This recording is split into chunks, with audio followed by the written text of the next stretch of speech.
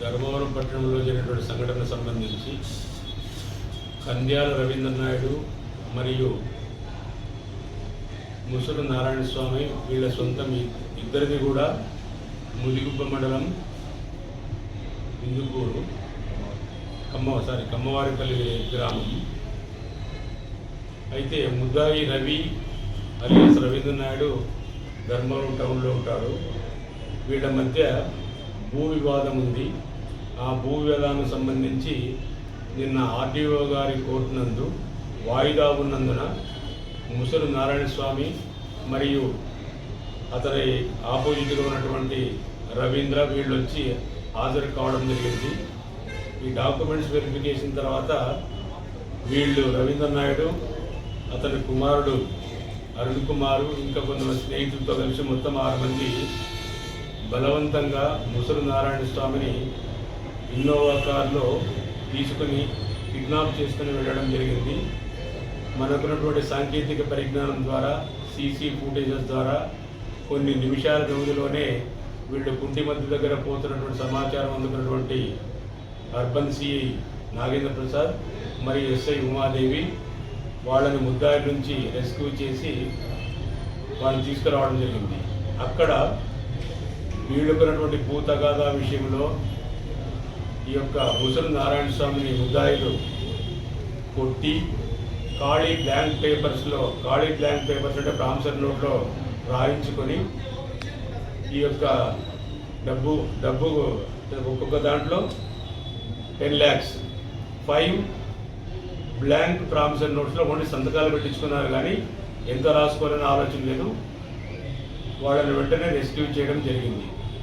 ఇక్కడ ఈ కేసులో ఏమంటే వెంటనే స్పందించి కొన్ని నిమిషాల వ్యవధిలోనే పోలీస్ అంటే అర్బన్ సిఐ గారు మరియు ఎస్ఐ తర్వాత సాంకేతిక పరిజ్ఞానాన్ని ఉపయోగించి ఎస్పీ గారి ఆదేశాల మేరకు ఈ యొక్క హరిపురం కాలనీ దగ్గర వీళ్లను ట్రేస్ చేసి సాంకేతిక పరిజ్ఞానం ద్వారా వాళ్ళు ఇక్కడికి తీసుకొని వచ్చి 3 గంటలకు అరెస్ట్ చేయడం జరిగింది.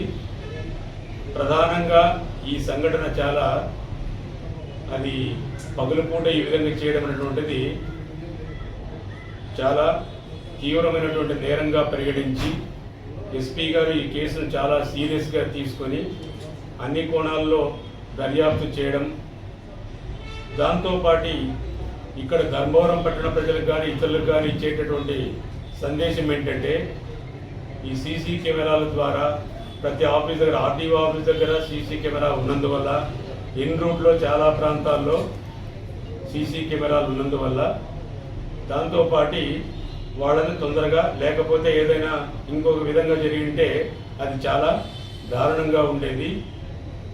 వీళ్లపైన ఇటువంటి నేరాలు భవిష్యత్తులో జరగకుండా దీన్ని తీవ్రమైనటువంటి నేరంగా పరిగణించి వారిపైన రౌడీ షీట్లను ఓపెన్ చేయబడుతుంది.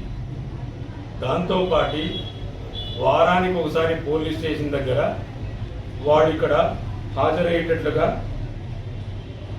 హాజరయ్యి వాళ్ళ యొక్క నడవడికలను తర్వాత వాళ్ళ యొక్క ఇతరత్ర విషయాలను సేకరించి ఇటువంటి సమస్యలకు భవిష్యత్తులో ఎవరు చేయకుండా ఒక సందేశాన్ని ఇచ్చేందుకోసం వీరిపైన అటు చట్టపరంగా ఇతరత్ర కూడా కఠినమైన చర్యలు తీసుకొని ధర్మవరం పట్టణంలో కానీ ఈ ఏరియాలో కానీ ఇటువంటి నేరాలు జరగకుండా తీసుకోవాల్సిన అన్ని చర్యలను తీసుకోవడం జరుగుతుంది. అంటే ముద్దాయిలు నేరానికి ఉపయోగించినటువంటి ఇన్నోవా వెహికల్, తర్వాత ఒక మోటార్ సైకిల్,